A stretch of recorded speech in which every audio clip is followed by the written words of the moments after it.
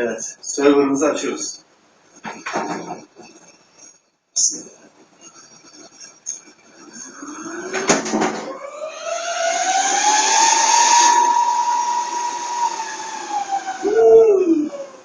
Sese bak. Az sürdü. Geçen daha fazla sürdüydü bu. Evet. O zaman bayağı kapalı kaldı ya. Tamamdır.